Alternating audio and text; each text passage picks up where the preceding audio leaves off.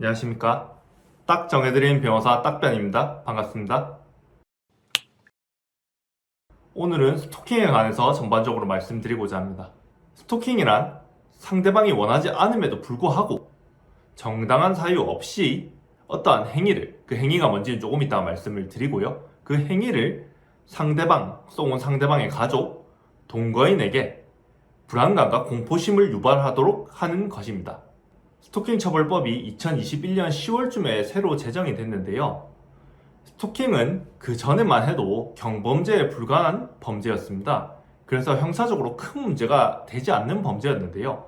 스토킹 처벌법이 제정이 되면서 생각보다 큰 범죄로 해서 재판까지 가는 경우도 굉장히 많아졌습니다. 그러면 아까 말씀드린 행위에는 뭐가 있을까요? 일단 기본적으로는 접근하는 행위가 있겠죠. 그리고 따라오는 행위, 이런 기본적인 스토킹 행위들을 넘어서서 그 외에도 어디선가 계속 숨어서 지켜보는 행위도 포함될 수가 있고요. 그 외에 계속해서 물건을 어느 장소에 갖다 놔서 나의 불안감을 가중을 시킨다거나, 아니면 요즘 가장 많은 것은 SNS, 특히 인스타그램 DM 등을 통해서 반복해서 메시지를 보낸다거나, 아니면은 문자 메시지, 카카오톡, 전화 등으로 원하지 않는 연락을 계속하는 것들을 아까 말씀드린 행위에 포함시킬 수가 있습니다. 이 스토킹 처벌법은 처음에 제정됐을 때만 해도 반의사 불벌죄였어요. 반의사 불벌죄란 상대방에게 내가 처벌을 원하지 않는다고 말을 한다면은 1심 재판이 끝나기 전까지 그런 표현을 해준다면 상대방이 처벌을 받지 않는 것을 말합니다. 그런데 이렇게 법을 제정해놓고 보니 스토킹 행위자들이 계속해서 한번 용서를 받고 또 연락하고, 용서를 받으면 또 연락하고, 이런 식으로 같은 사람에게 계속 같은 행위를 반복하다 보니까 도무지 이게 안 되겠다 싶어서 이번에 개정된 게 2023년 7월에 반의사불벌죄를 삭제한다는 식으로 개정이 되었습니다. 그러면 스토킹 종류에는 어떤 게 있을까요? 예시를 들어서 말씀을 드리겠습니다. 첫 번째로는 전 애인과의 사례가 있겠습니다. 전 애인, 그러니까 전 남자친구라고 특징을 하겠습니다. 전 남자친구가 연락하지 말라고 했는데 계속 찾아온다거나, 전화를 한다거나, 문자를 한다거나, 카카오톡을 한다거나, 번호를 바꿔가면서 계속 전화를 한다거나 하면은 이런 게 스토킹의 전형적인 사례가 되겠죠. 그 스토킹의 전형적인 사례에 따라서 이 여자분이 신고를 했어요. 그런데 이 남자가 임시 조치가 센 게 안 나오니까 포기하지 않고 방식을 바꿔서 접근을 한 겁니다.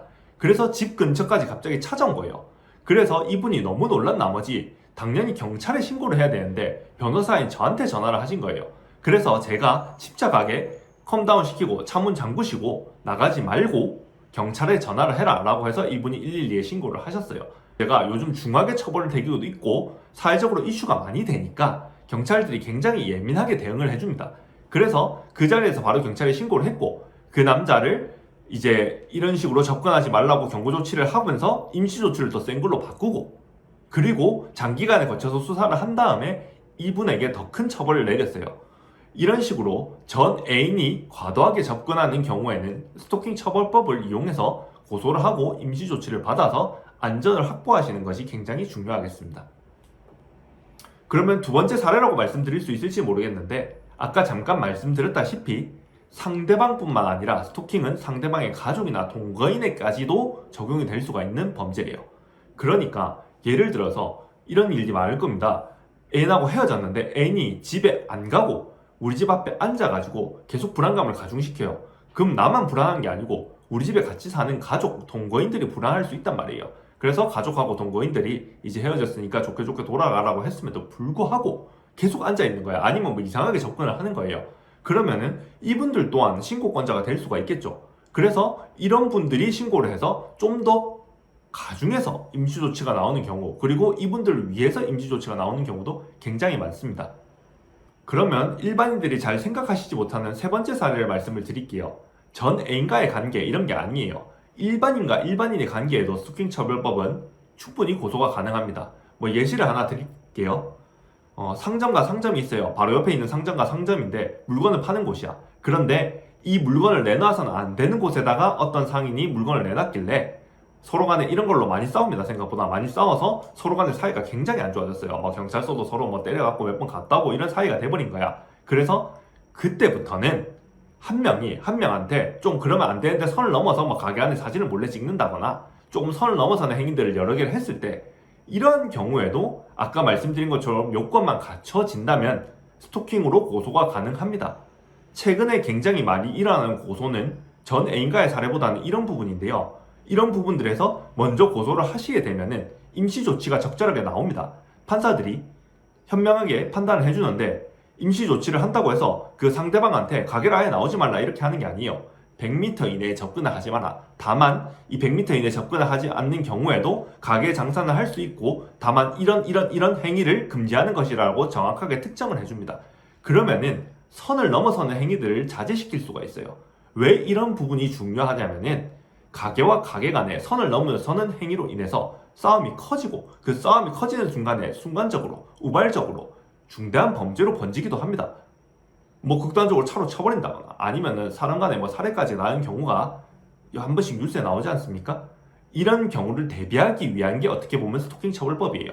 그러니까 선에 넘어서는 사람들이 내 주변에 있다면은 아까 말씀드린 것처럼 이런 게 스토킹 처벌법에 해당될 수 있는지를 변호사와 논의를 한번 해보시고 해당이 된다면 당연히 신고를 하셔야겠죠. 왜냐? 이게 더 큰 범죄를 막을 수 있는 수단이 될 수 있기 때문이에요.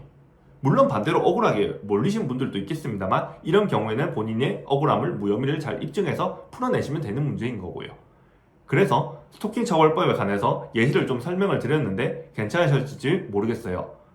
아까 말씀드린 것처럼 스토킹 처벌법의 사례가 굉장히 많고 포괄적인 범위에서 처벌을 할 수 있다는 것을 감안하셔서 진행 여부를 결정하시면 될 겁니다. 그러면 스토킹 처벌법에 관련해서 대처 방안을 좀 말씀을 드리면은 일단 내가 이 행위를 더 이상 하지 말라고 시간을 정해서 특정을 하는 자료를 남겨줘야 돼요. 문자든 카톡이든 뭐 연락 오는 방식에 따라서 전화로 오면 통화로 녹음을 하시든 해서 내가 이걸 더 이상 하지 말라는 기록을 남겨놓고 그럼에도 불구하고 이 사람이 계속 온다, 계속 연락이 온다, 뭐 어떤 식으로 이런 식으로 세팅을 해주면은 그게 하나하나가 다 범죄 행위가 됩니다. 이런 범죄 행위들을 전부 목록을 짜서 경찰에게 넘겨주면은 경찰이 그 중대성에 따라서 임시 조치를 정해주는 건데요. 물론 판사가 정리는 합니다만 하여튼 정해주는 건데 이런 부분에 있어서 대처 방안이라고 한다면은 내가 정확하게 시점을 정해서 이 행위를 더 이상 하지 말라고 말을 해놓고 그 뒤에 자료를 모으고 신고를 하는 게 대처 방안이 될 겁니다. 그러면 뭐 마지막으로 궁금하신 게 이래봐야 뭐 벌금 나오는 거 아닌가요? 뭐 별 처벌 받는 거 아니지 않나요? 라고 말씀을 하실 수가 있어요. 그런데 아까 말씀드린 것처럼 임시 조치가 나오고 나서 똑같은 행위를 하시는 분들이 있다면은 이 범행이 반복되는 순간 바로 판사님들이 세게 처벌을 당연히 하겠죠. 그리고 사회적으로 이슈가 되는 범죄이기 때문에 약하게 처벌되지 않아요. 예전보다 생각보다 더 세게 처벌받는 경우가 많고 재판까지 가는 경우도 꽤 많이 봤습니다.